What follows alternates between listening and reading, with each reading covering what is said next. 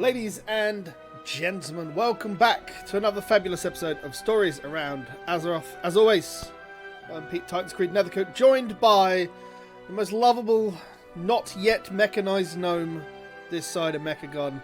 It's one Mr. Frazltastic. How are you today? I'm doing great. I just got lost in Throne of Thunder, as you saw on the stream. So I was playing games with the streamers' hearts. Yes, if you were.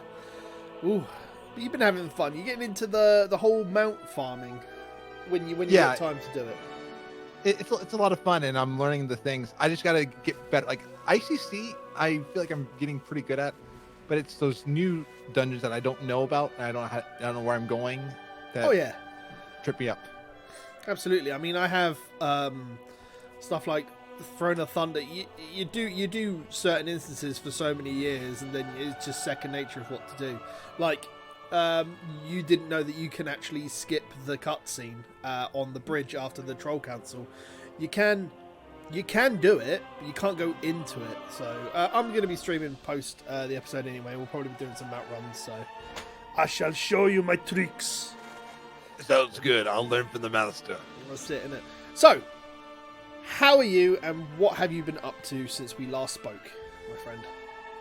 Well, since we last talked, I've been doing a lot of classics. So kind of working on that no mage again. I did some islands and mounts on Fraz. I finally got my heart up to 60. So I'm about maybe like 9 levels behind you on my heart. Well, I mean, with this reset coming up, I'm hoping to hit 70, especially with all the new stuff coming soon, but we'll talk about that in a bit. Anything else that's kept you entertained other than Classic? Other than Classic, I can't really say. I mean, because haven't had a lot of time, and we had a lot of stuff come up at work, so my streaming time went down a little bit because it's been inconvenientable this whole week. Thankfully, since I'm still looking for work, other than my time I spend looking for work, I've been spending it in WoW, which has actually reduced massively. I'll tell you, I'm literally spending like about 90 minutes, 2 hours in the game at most a day right now, just doing my daily chores, which I consider just the Azeroth world grind and hunting any rares on Mechagon, essentially. So, other than that, I think I'm about 46% through level 69, so we'll definitely hit level 70 with the restart this week. And is artifact knowledge going down with 8.2.5? We don't know. All we know is that artifact knowledge stops, the amount you need per week stops going down at the beginning of October. That's all we know. So okay. I have a feeling that level 69 to 70 will be down to about 80. I want to say about 85,000 artifact knowledge for that level, and then it will have one more week to regress on top of that. So you'll probably need about 65,000, I think, maximum for that last level until they re-up it again, probably in January. Yeah, but that's about it. Got lucky with one mount this week, just the one, singular. We finally got the shiny noodle from Mogashan Vaults this week. Nice. Literally just decided to go alt mount farming and got lucky and it dropped today. So. And for a Borderlands reference, you were a Vault Hunter. Yes, I was a Vault Hunter. Indeed. Goddamn Borderlands references. Borderlands for nerds. Yes, proud nerd. Proud nerd. Yes, wears his WoW Challenges shirt there, which I don't think he deserves yet. Shouldn't be wearing it until he gets past level 30 on his irons. I know, but I still rep them. I still rep the community that's been kind to me, even though I've not yet got them pretty far. It looks like a good shirt. Is it comfortable? Oh, it is. It's by Spreadshirt, and I'm like, wow. I mean, yeah, I know. Good design stuff. Yeah, it's pretty good. It looks very, very nice. We'll have to get myself one down the line, I think. But yes, the big news is 8.2.5, a week earlier than I estimated, is hitting our launchers this week. It's already available to background download. And by the time this comes out, if you're not watching or listening to us live, it will already be available to both the US and the EU. I've got a conspiracy about 8.2.5. Not conspiracy, but something's off on 8.2.5. Such as? So they did the party sync preview, Yes. and that one said in the next few months. Then they had to update that because another thing said in the next few weeks. Now, to me, few does not mean 2. Few means A few means more than 2, 3 upwards. Yeah. So it is interesting. I feel like they I don't want to say rushed, but something moved this patch up because it's faster than a lot of us were expecting, and it's almost faster than what you say that. I was only a week out with it. I was expecting it at the beginning of October because Artifact Knowledge was going to end. Dropping it a week earlier kind of makes sense because it still fits in with the Artifact Knowledge and everything else. And, you know, if you think about it, this reset that we're in currently, not the one that the patch will launch on, is 13 weeks since we've had Nazjatar, because you were able to actually finish the Nazjatar meta in this reset. So it's actually dropping content as they've expected you to finish the Nazjatar meta. It's been that long already? Yep. Wow. It's been 3 months already. Time flies. It does. Time does fly. But we're going to see how long Nazjatar and Mechagon can keep people's attention for the next month and a half until BlizzCon. We will go through some of the 8.2.5 stuff. I was going through and making the show notes for today, and there's a lot more, if you think about it, in these patch notes than what it just appears to be. So yeah. we'll start with the big thing. There's the new war campaign, and they're dropping all the rep requirements for any pre-existing quests. So if you did want to get your the mount for finishing the war campaign on both factions, with the next patch it's going to be the best time to do it, because you're no longer going to be rep gated in order to get both sides done. Nice. No, I mean, I won't complain because I enjoyed most of the time doing that. I mean, but it is nice that as you get farther along, they're like, okay, it's been a long enough time, we're gonna let you in. And I could see it also being maybe a play for people who are enjoying Classic but want a little bit more. You're like, hey, here's BFA, you can play and then see some of the story without having to do a lot of stuff. I mean, yeah, it feels like it's going to be a bit of filler before they drop phase. Is it phase 1 or phase 2? Phase 1. Phase 1 in Classic. Because... phase 2. Because phase 1 was this... Is it phase 1? It might be. Yeah, phase 2 then. Yeah. I thought they said that they were going to quit all the layering by phase 1. It might have been phase 2. I'm a little bit unsure because I've not really been on top of a lot of the old Classic information at the moment, just the newer stuff. But yeah, it's good for people that want to get experience both sides of the story, two sides of the coin, as it were. Otherwise, yeah, it's good to get in it. A lot of the Blizz devs who work on the story have been saying to make sure that you're up to date. And we know that there is at least 2 cinematics, which we talked about last week, a 3-minute one and a 6-minute one. The big question is, and I'm sure we'll swing around to this later, will be, are we getting an 8.3? Are Blizzard rushing to the next expansion and pulling a Warlords on us? We'll discuss that later. That's going to be the big talking point, I think, for the episode. The next thing is obviously there's a new Magni part of the story coming out where we go and try and find Rathian as our Black Dragon representative that isn't Ebonhorn, because there are some shady N'Zoth goings on in the heart of Azeroth, in the Chamber of the Heart. So there's some stuff there, which means I get lots of story next week because I get the level 70 neck story as well. So nice. Yay. What do you feel? You happy for more Magni story? Absolutely. More Magni, more Rathian. Emma's helped me really be interested in Rathian. So I've learned a lot of Rathian story, and I'm excited that we're seeing more Rathian. And if I'm hearing about how Rathian has a big tie with like the Black Empire and Xalatath, I think it's exciting that it's moving in how we were hoping it would. He has no tie to the Black Empire and Xalatath, though. Oh.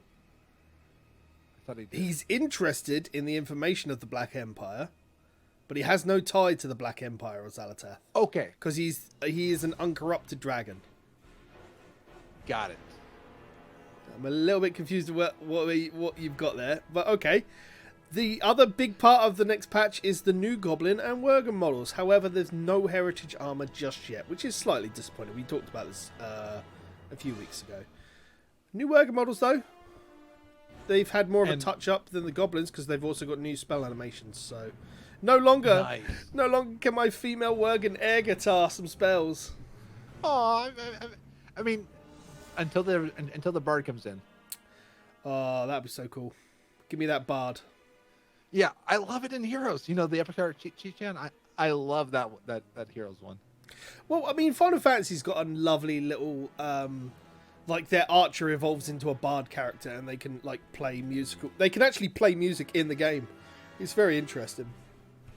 But nice.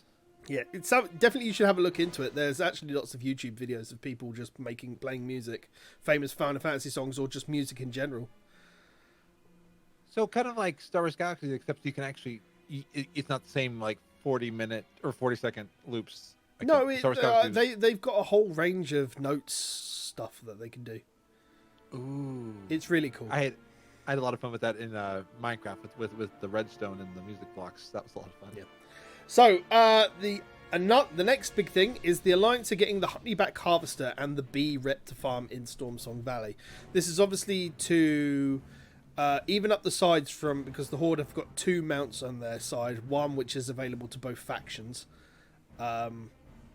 in Cthulhu and the Direhorn. I forget the name of that one though. But the Bee is to alleviate that, and it will be an Alliance only mount, so if you are Alliance, you have another mount you can farm. It seems to be a gathering rep, much like Netherwing and the Cloud Serpents. Okay, so I know what I'll be doing. I'll be getting because it'll be fun to it'll be fun to get that. It'll be kind of sweet and sticky. Yeah. You're literally the worst sometimes. You realise that? Yes. Okay. Party Sync will be with us with this reset. Are you going to use it, Frazley? Absolutely. I know one I'll definitely use it with Michael, because every once in a while we got an out of sync on our genome. But also I'll use it because sometimes I get ahead of people. I've been enjoying that in Borderlands, how they've been doing that party sync, so it'll be kind of fun to have that with WoW. And you get rewarded for doing a thing you've already done before. And that is true. Like being able to redo a quest line, be like, hey, I finished this one, but I want to see it again. So that'll be fun.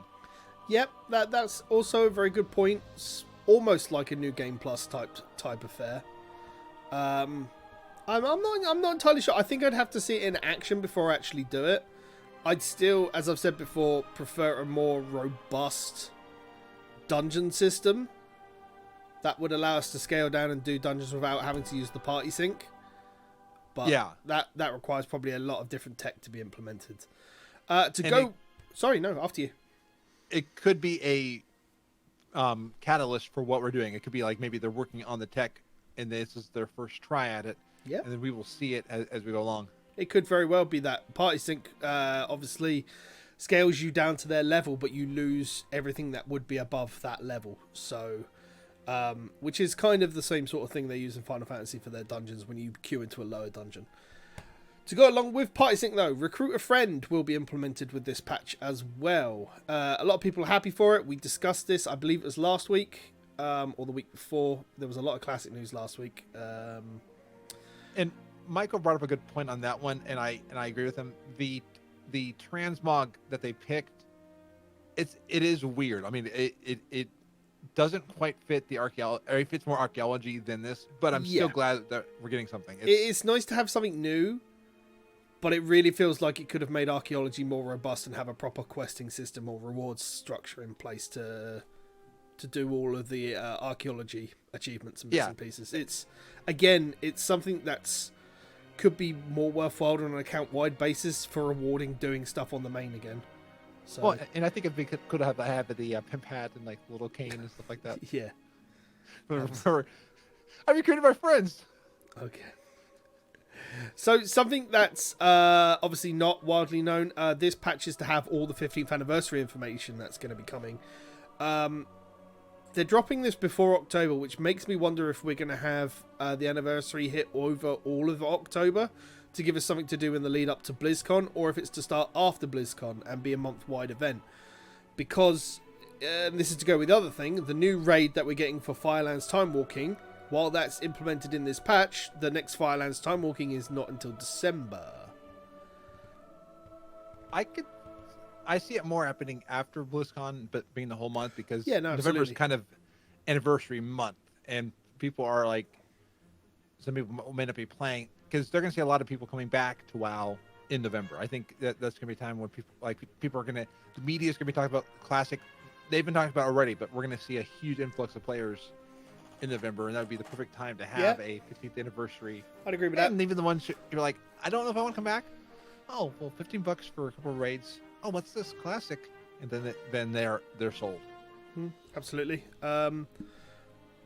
Outside of the anniversary stuff, so there's details for the new for a Lunar Festival update. So they've got previously we've had the Flower Crown transmog in the game, but it's only been accessible during the Lunar Festival to transmog.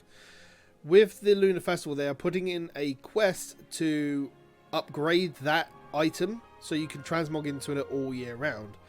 Does raise the question if they'll do that with other event-only transmoggable stuff down the line. Is it a sign of things to come? Could be interesting. Is it account-wide? I believe so, because it's a quest and it makes it's already account-wide on the transmog system already as a headpiece. So the quest would just make it available all year round. So one would assume it'd be account-wide, but this is Blizzard and they're trying not to do everything account-wide. I don't know. To do it like on every character would be a bit insane. My tricorn hat from the Isle Expedition, at least unless there's something wrong, I could not transmog it onto one of my other characters. So apparently certain things are not account-wide, but they are part of your transmog tab with that character. Yeah, it's true. I'm sure that you've mentioned previously how you'd like some other festival stuff and holiday stuff to be year-wide instead of just event-bound, I want to say. Yeah, I mean, even the stuff like the nice tuxedo from Pilgrim's Bounty. I mean, things that that are less tied to the event would be fun. I mean, even those bronze goggles from the anniversary. If I could wear those bronze goggles anytime, though I on Frazley can't see anything because nothing shows up on me because of my eye. Yeah, obviously that makes sense. Right. Black Market Auction House has some item updates. They're adding some more transmoggable stuff. They're adding mounts. They're adding transmogs. They're adding lots of bits and pieces of basically from a lot of the raids post Cataclysm into it. So there's a whole broken down list of what's going to be available on Wowhead and bits and pieces. But essentially it's like the mount from Mythic, Blackhand, Jikun, Horridon, all those sort of mounts that are droppable. They'll be put into the Black Market Auction House. Basically, it's another gold sink for people who have all the money, but not the stuff to get. So that's all coming if you're interested in the Black Market Auction House. Big things that I'm interested in. There's Ashran and Wintergrasp updates. Hopefully, with the Ashran changes, it'll make it less of a lag fest. And actually playable. The same with Wintergrass. They're buffing the vehicles in there. So again, hopefully that will be less of a one-sided affair. But then this is the Alliance on EU, and they're terrible versus the Horde anyway. So blah. Oh, that's a lot of news. We got through it in 20 minutes, 20 minutes. Yeah. There's a lot of other things in the patch. They've been throwing quality of life things in, so I mean it's exciting. There's the being able to see where you are for the quest. Yes, they're changing the directional stuff, aren't they?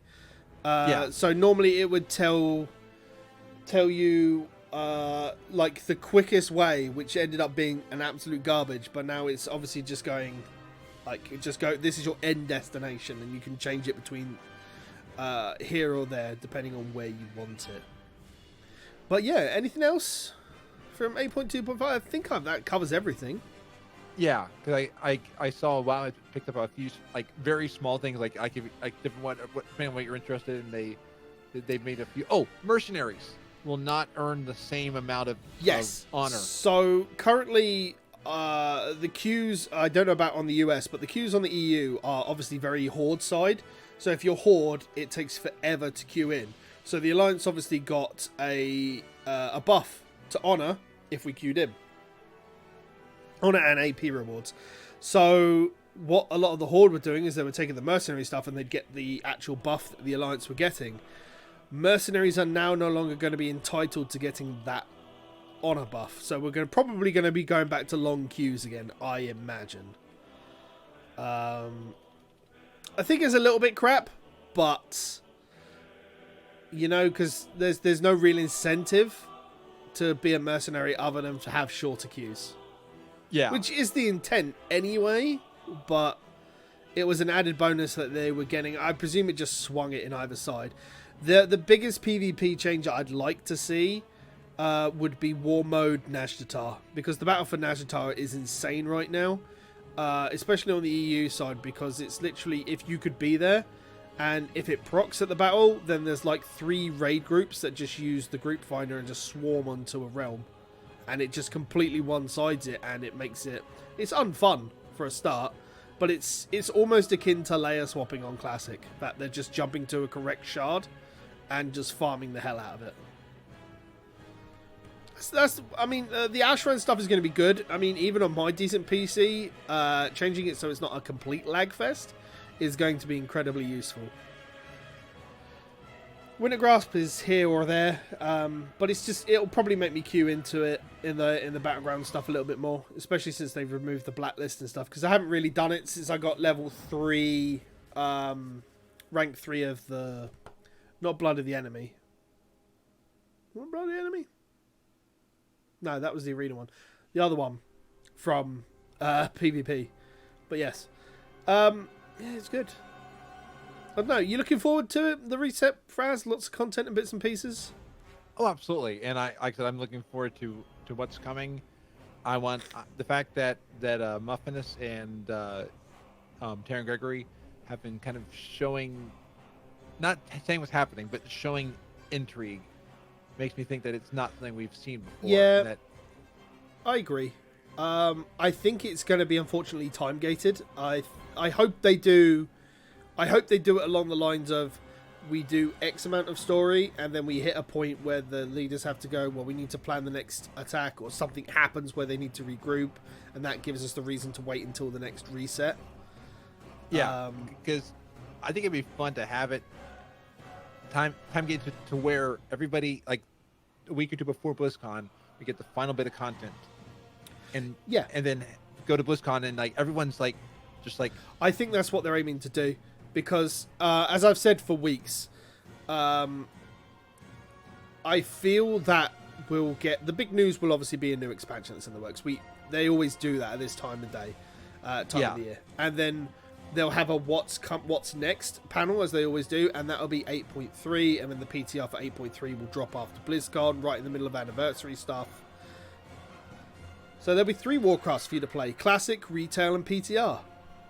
And Warcraft 3 Reforged. When is that out? Yeah, when it's out. Have they not given it a release date yet? Nope. Wow. They've taken pre-orders and stuff like that, but that'll probably literally drop at BlizzCon then. They'll probably be in the opening thing that they'll announce. I thought they gave a date for that. Jesus. Nope. I think they said at one point that it was supposed to be out by December of 2019. And you know what else is still immortal? Diablo is still... I mean, that's had a soft launch in China, or they've been testing it over in China, I believe, which hasn't hit very good reviews from what I've been aware of. So either they've gone back to the drawing board about it, or they're thinking about other stuff to do. Who knows? Yeah. But let's move on to our big talking point of the episode.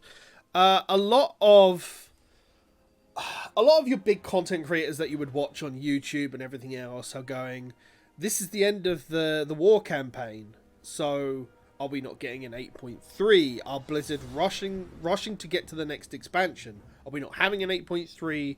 Are they doing a Warlords of Draenor where they just go straight to the next expansion? My personal feeling is, I mean, as you've already said, I feel like they're going to time gate it. We'll get the end, like the war campaign, this new story will last 4 weeks. It will take us to the week before BlizzCon. And then at BlizzCon, we're left on the tender hooks of, Sylvanas taking Stormwind, something big happening, and they'll say, this is what's happening in 8.3. You know? I don't think we're going to see anything with N'Zoth or Ashara until the next expansion or the one after that. You know? Yeah. They were... After you. You go. No, sorry. I was saying, like, they said Argus. They regretted not... I mean, I'm paraphrasing, but they regretted wasting Argus on a patch. Yes, but they also announced Argus 9 months before we actually got it. Okay, yes. So, yeah, no, I get that. Argus would have been good as a whole expansion. I get that. I think it would have been good. But then you could say the same with Nazjatar. I think it would have been interesting to see more of an extent of Nazjatar rather than just one zone. Yeah. Yeah. Leah Wild is mentioning that the Ashara cinematic would give us a hint of BFA's final boss. A lot of the leaks and a lot of the supposition are saying that the final boss is the Alliance and the Horde. And it's the scene that we saw with Jaina and... oh my god, his name escapes me right now. The Blood Elf leader. Kael'thas. No. No. Not Kael'thas. I'm sure chat will tell us. But yeah, that's what apparently it is. I honestly don't think we're going to be seeing Ashara and N'Zoth for an expansion or two. I think that's the better call. That N'Zoth and Ashara are literally one of those names is a Warcraft based lore name, a World of Warcraft based lore name, and one of those is a Warcraft name. Thank you, Lorfama. And one of those is a Warcraft name that's based all the way back to the beginning of the War of the Ancients. You know, so we've got two different types of lore name. Both have got the fan base and the player base interested in who they are. I don't think they're going to waste it on a patch themselves, and I think they'll use an entire expansion around them.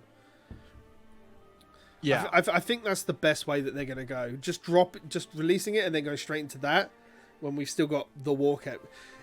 I really hope they don't do a Warlords and spin the story where we're done with Sylvanas and then we'll move straight and deal with Ashara and N'Zoth. I think Sylvanas, Ashara, and N'Zoth all deserve better than just spinning it like that. Blizzard should have the tenacity to finish the story they've set in stone to go into the next expansion. You know, as someone who wants to feel it from a lore point of view, I want them to tell the story as they wanted to tell it and not change it based on how the monetary profit of the game is going. Yeah, because they obviously see where it's going, and yeah, I'm excited to see what they are wanting it to do. Absolutely. I'm just looking forward to it. Do you think we'll get an 8.3? Yeah, I think so, because I think what they're saying to us is the war campaign's over, but they didn't say the patch cycles are over. They didn't say the story is over. Like, the war campaign is one half of the story. You know, there's still the rest of the story. The war campaign could end because the war is over. Yeah, because we've been seeing that, like, even like the Thrall cinematic, like Janus talking about, oh, what's changed? We have, and kind of working together. I mean, so we could be like, hey, we're gonna finally be done with this war. We're gonna work together because we see what the big thing is, and that's why they're saying the war campaign. I mean, there's some very intentional language that is being used in absolutely the PR. 110%. Now, whether that means that the story goes completely the way the leaks are saying, like the war campaign takes us to defend Thunderbluff, but it's all a ruse, and you know we spend a week or two working with the Resistance, building up the forces and doing that whole storyline, to then the last week being instead of Sylvanas attacking Thunderbluff, she takes Stormwind, and then 8.3 is all about retaking Stormwind, making this expansion essentially Pandaria 2.0 completely.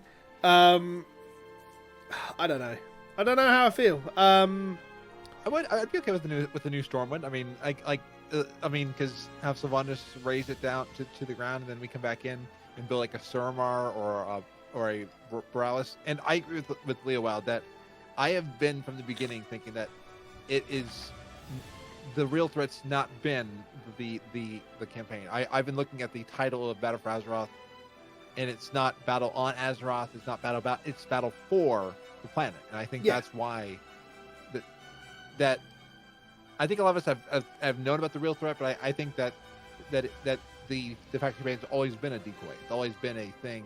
Yeah, there's something. I mean, if you look at every part of the story they've had to do involving the heart of Azeroth itself, like the neck piece. Remember that there was one of the reputation parts originally with the Champions of Azeroth where we fought off a Void Demon that hungered for the blood of the Azerite itself, and we fought it back by feeding it Azerite. So there's something to come regarding the end of this. I hope there's an 8.3, because otherwise I don't think there's going to be a lot to do. Like if they're just going to go, there's no more raid patches, instead we're going to drop a surprise expansion. A, there's been no alpha/beta testing that we're aware of. B, it leaves so much left in the air that's not tied up. There's no real tie-in other than a pre-expansion patch that they'll do. I don't know. I think it leaves it kind of messy to not do an 8.3 at this point. Yeah. As I said, we'll get the answer in either tomorrow. Well, not tomorrow. Either the day this comes out, Tuesday/Wednesday, depending if you're in the Americas/EU, or so many weeks down the line before BlizzCon, and then we'll find an actual answer at BlizzCon of what's actually coming next, expansion-wise and story-wise. Yeah, and we'll find out that WoW gets canceled and we're all playing Classic on our phones. No, thank you. Jesus. It'll be weird. I really wouldn't want a surprise expansion drop. Yeah. By surprise expansion, are you saying like one that instantly, by the way, the expansion's out, or? Well, if they turned around at BlizzCon and said, "Here, World of Warcraft, the current story for 8 point whatever, the Battle for Azeroth stories, and its conclusion with the end of the war campaign, your story itself. How did you feel about it? Yay, boo, yeah, whatever." And then they go, "Well, this is where the story's going next." They drop Shadowlands, whatever, and then they go drop a date title of something in January. Yeah, that would not be. No, I mean, unless I'm thinking, because like they have launched like October. I mean, they've launched in different times of the year, but that would be not be following a good trend. And if they've been getting yelled at for rushed expansions, this would not be a. I just want to point out, the chat is like that I'm reaching. This isn't what I'm thinking. I want an 8.3 in a raid. A surprise expansion is what a lot of the larger content creators are saying, that we're not going to get an 8.3 because the war campaign is essentially saying that's the end of the story. Because it says it's the end of the war campaign. A surprise patch I could see, but an expansion's pretty big in my opinion. That I think you want a lot of fanfare for it. Yeah, no, absolutely. And a lot of the beta stuff is essentially what they did with Classic beta. Use that to build hype. There was literally no advertising for Classic until a week, 2 weeks before it actually came out officially from Blizzard, and it was all based off the fanfare. I mean, as it is saying in the chat that a lot of people are saying that Blizzard's going to cut their losses in MBFA. I think that's not going to happen at all, and I don't want it to happen. I want Blizzard to continue the story that they've got in place and leading to the next expansion properly. Yeah, me too, because I think that it deserves that. I mean, because rushing anything, in my opinion, leads to missed opportunities. Mm-hmm. I mean, you only have to look at, and we had this part of this discussion last week with how we look at expansions and everything else. Everybody looks at Legion and says Legion was brilliant, but forget about what happened at the beginning of that with all the messes and everything else. Any expansion they'll release will have that problem at the beginning, especially if they rush it out. Now, a well thought out expansion with a good story, which is probably what they've done because they've hired a lot of specific story writers to get the cohesiveness in place. Okay, now the raiding has been very, very good since Warlords. What was the one good thing, like above everything else that Warlords did? Its story was secondary to the raiding. Like they were both very, very good. Now, Legion brought back an enemy that everybody wanted to see the conclusion of that story to. It brought back Illidan, it pulled everything out and got everybody back into that game. But it brought in an end game progress meter for the player to have, which they overdid and they killed with the Heart of Azeroth and the more artifact power system. They need Blizzard need to find a good end game progression system which isn't going to kill the player's interest and keep it going. Yeah, I think Ali said it. One of the comments was they would love to not see another power mechanic. I mean, just like it'll happen though because people love power progression. Now, remember that this is off the back. No, they won't bring back Illidan as it is. They'll bring back Arthas. That's what they'll do. They'll find a way to bring Arthas back. Oh, and go back to one of the best. Well, you said it yourself. Warcraft 3's coming back. What better way to advertise Warcraft 3 by bringing Arthas back? Yeah, Arthas back. All right. That's it, isn't it? I've lost my train of thought. There's been a lot of talk about a level squish, Blizzard improving how we gain stuff per level rather than just being everything condensed and then nothing past level 105, I want to say, or level 100. Because if you think about it, past level 100, what do we actually get? I forget what the last talent point is, but past 100, what is there? There's nothing. 100 to 110 was all about the artifact system, so you've got no new talents, and everything that was a new spell that was granted to you by the artifact weapon is gone because that system's irrelevant. 110 to 120 was again about the Heart of Azeroth, and the Heart of Azeroth has only really given you extra spells to play around with in the recent patch of 8.2, and all of that will probably get taken away from us when the next expansion comes out. Because we'll use the Heart of Azeroth to do something that will drain it of all its power. So you'll have this entire gap between 100 to 120 with no talent gain, no spell gain. So, and Blizzard have talked about wanting to put a lot of the old stuff back in as well. Like a lot of the stuff that was removed.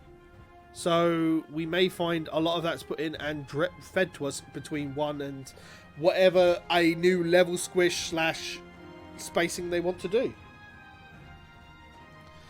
And this is why a lot of people want older talent trees back, because you got a new talent every point past level 10.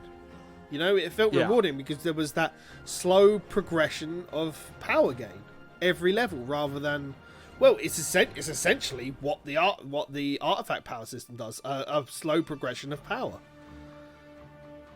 Blizzard needs to have an in-game system, and I think that's the way it needs to be, but they just need to find a way which isn't mentally damning to any player with an endgame number in mind. Like, have set goals to unlock something, you know? There's a lot of stuff in the game that we can do. There's a lot of stuff we've talked about on the podcast that you can do in game to unlock whatever, you know? Yeah.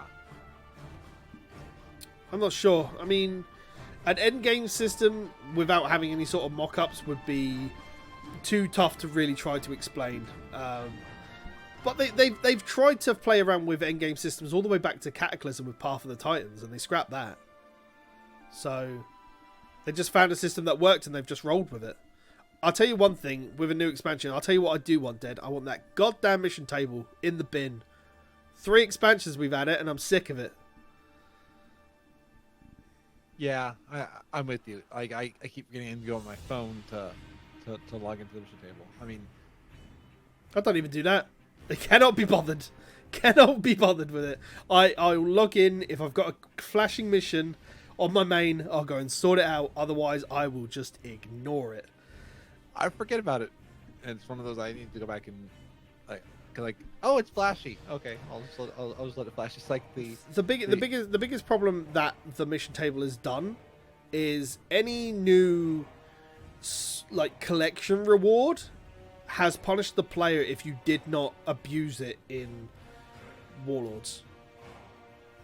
Like if you look at any of your quest and mission table rewards, the gold amount has been massively pulled back, and they've taken out a lot of the gold that you can make in the economy to the odd. Maybe you'll get lucky with an island mission for 5,000 gold, maybe, but otherwise, like, there's not a lot of gold in circulation, and yet they've just dropped amount per rep, which costs hundreds of thousands of gold.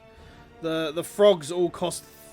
It's either 333,000 or it's 33,000. Like, there's a lot of gold sinks currently in the game, and the new black market auction house stuff is only going to drain those reserves further. Yeah, but it just punches the people that didn't make that gold in Warlords by just having 14 alts doing mission tables all day. I was never able to do missions when it was at the gold level, but I get the idea of the mission tables. I wasn't playing WoW at the time, but I heard somebody talk about mission tables, and I thought it was a cool idea, sending your followers on mission. The idea to me seemed kind of cool, but not now that in practice. The thing you've got to remember is that the mission tables came about. We're talking 3, 4, 5 years ago now, when Facebook gaming was at its peak and mobile gaming was taking off. And a Facebook game was literally log in, click the buttons, stay around if you want to do anything, but you could then leave it for hours and come back. And that was when and Warlords was when they launched the app for it as well. So it fit in really well with the thing then.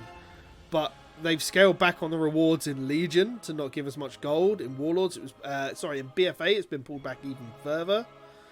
But the rewards that they give out from rep vendors have only increased, while the rewards have been pulled back. It's almost like real life. You earn less money, but everything else costs more. Yeah. Like, hey, that's how Mafia works. That is how it works. It's bizarre. But as I said, it's just the new rewards just punish anyone who didn't use it back then, because you've got new players that are checking out the game now from Classic, which like it, but they just don't have the gold to go and buy mounts for their collection or anything else. It's bizarre. It's weird. I just hope it goes. If I ask for one thing to go in the bin, it's the mission table. I'm sick of it. You want to flip the table? I do. I literally want to flip the mission table. Is there anything that you'd like to see binned or brought back? I know there's people in the chat that want specific systems to come back, but is there anything you want to come back? What I want to see coming back, and Classic is showing me it. I want to be able to relive things, even if like reliving old worlds, old events, scenarios. I like the kind of time being able to do things like I listened to the Calling of Strathholm today, and like I like these things. I want to see the Wrathgate brought back as a event. I want to see the Blood Plague. So being able to relive things. I'm excited for the event coming up in November, because I want to see all these raids and kind of in person. I mean, these things that I didn't do. So reliving history is one thing I want it to come back to the forefront. That's fair enough. A lot of the stuff that you've said, like Wrathgate and the Blood Plague, they are all parts of history of the game. Really renowned parts of history of the game. I mean, the problem about Wrathgate that you've brought up specifically is that they removed it, being able to do it as part of Wrath. Like, it was later in Wrath that they removed it. Specifically, like, you could go there, you could complete the quest you still can complete the quest to get up to that point, but you don't get the quest to go to do the Wrathgate. I mean, specifically so, because the story has changed so much, with Varian no longer being a thing anymore. Jaina's point herself is gone.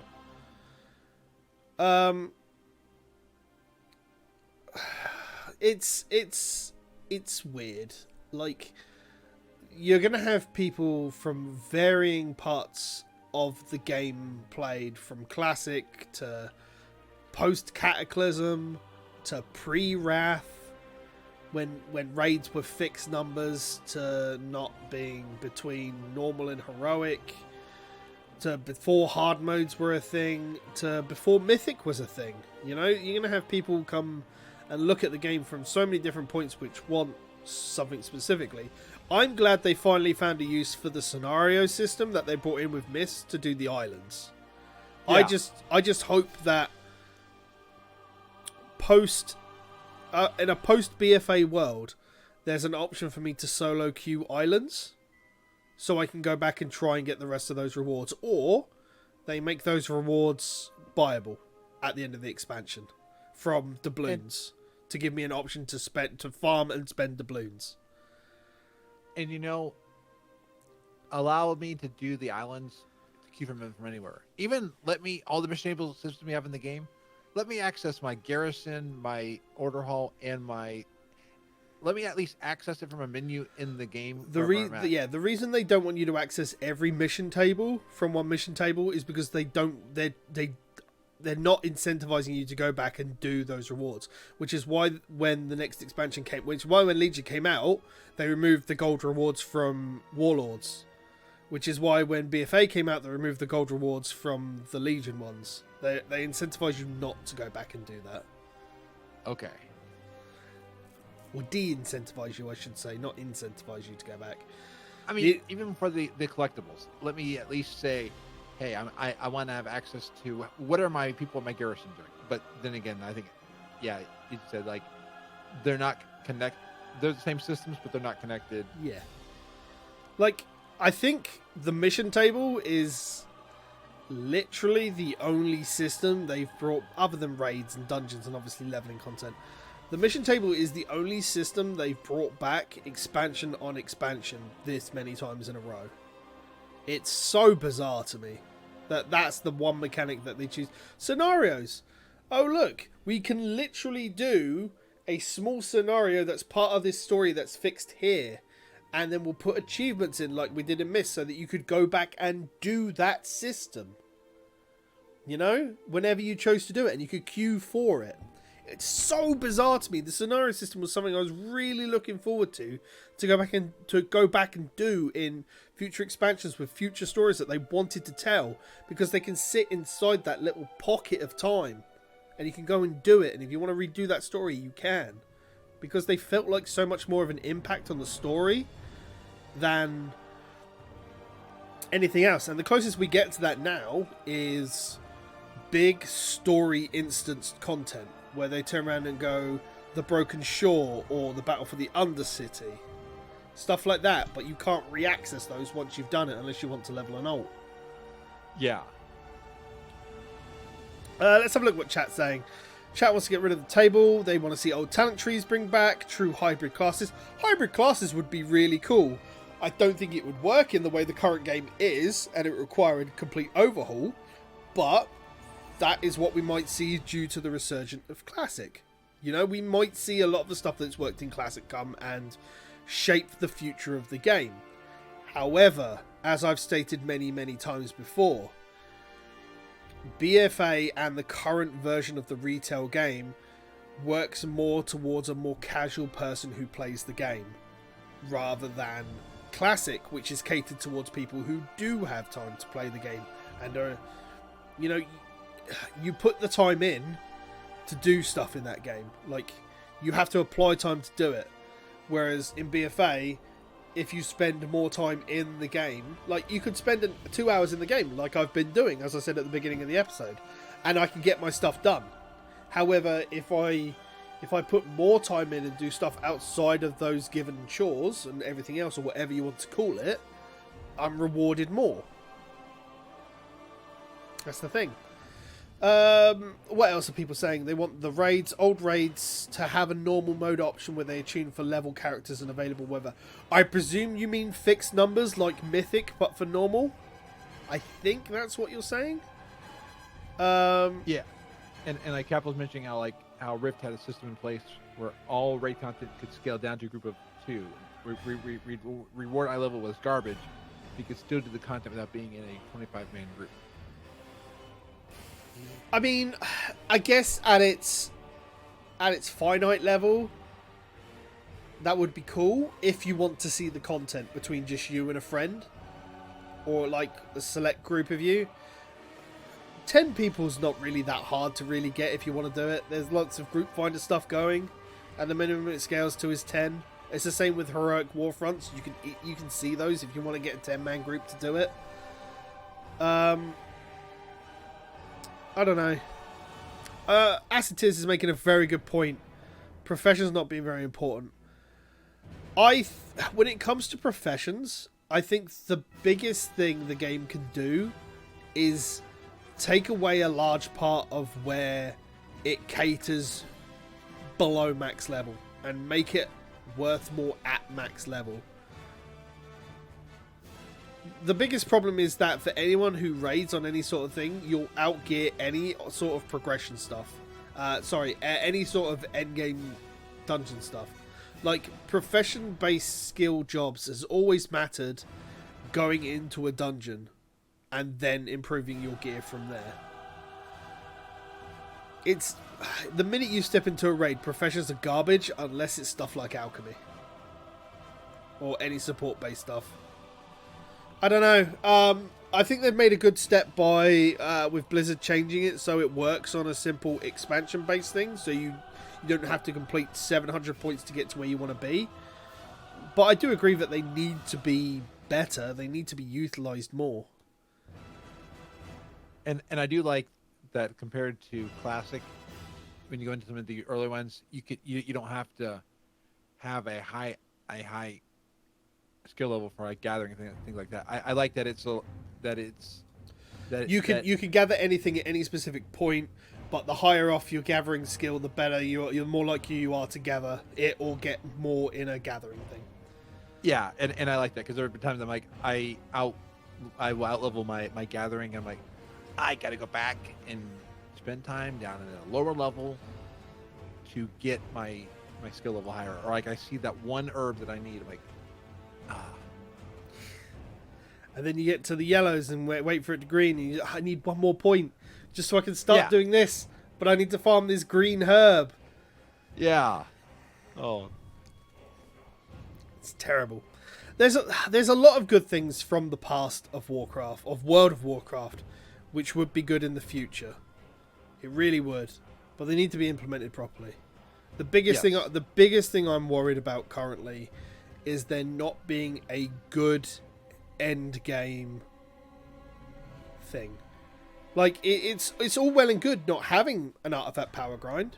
Don't get me wrong, because you can literally log on, gear up for raids, or log on, go and do your mount farm, your pet farm, and be done until you need to log in for raids. But then there's no incentive for you to log on, which is what Blizzard have tried to do since Wrath when they implemented daily quests. Because again, it took on that reward structure from Facebook games and mobile games to reward you for logging in daily. There will be the only thing I can say for certain is that there will be a end game progression item for a player to do outside of reps and gearing. We just don't know what it is yet. I hope it's not another trinket where we have to power up or anything else, but we'll see. Go on. I can see you've got a childish grin on your face. You've obviously thought of something. So you know, like the Facebook clicker games and stuff like that. Yeah. What it's going to be is you got to watch people streaming World of Warcraft to get your glasses in game good, so you can see all the shadow. So the more you watch a Warcraft streamer, because that's all the rage right now. Loot drops and streams. That's kind of the. I mean, that's been the way for a few years now, but yeah, I've said it before and I've said it again. Then Blizzard need to get to a point where there's more reward structure for playing other Blizzard games. A lot of us play specifically Blizzard games because we grew up on those, like Diablo 2, Warcraft, World of Warcraft. Play Heroes because it's got Warcraft stuff and stuff we recognise. We play Hearthstone because we got stuff we recognise. We play Hearthstone because it's got stuff we recognise. And people play StarCraft because they grew up on StarCraft. There needs to be more intercollection rewards for being rewarded for playing other Blizzard games. I've said it before, I've said it again. I think it'd be cool to have a reduced Hearthstone where you could access even like just the solo runs of Hearthstone. You could access a minimal Hearthstone while you're doing something. I've been enjoying playing Peggle when I'm flying. I mean, and that's a old game that PopCap brought into WoW. It went away, but somebody brought it back. Someone made an add-on for it, yeah. Yeah. So I mean, it would be fun to while you're in WoW, do other things. Or like, wait, no, never mind. Blizzard doesn't own, Activision doesn't own Destiny anymore. I was thinking like, what if like your character sat around playing Destiny while you're waiting for raid? Jesus. I'll raid in Destiny while I'm raiding in Warcraft. It's fine. I got my controller in my hand. It's fine. I'll work out a way I can play everything. I'll keybind stuff and it will all work out together.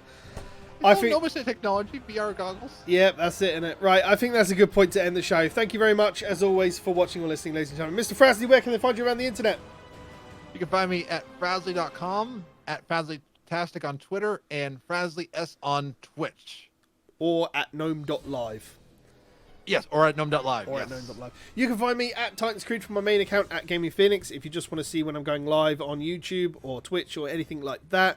You can find the video version of this podcast, yes, that's it, over on youtube.com/Project Phoenix Productions, or you can find me 5 to 7 days a week where I'll be playing a variety of games. I can only tell you that when this podcast probably goes live on Wednesday, I'll probably be knee-deep trying to hit level 70 on the Heart of Azeroth. Over on twitch.tv/Project Phoenix Productions.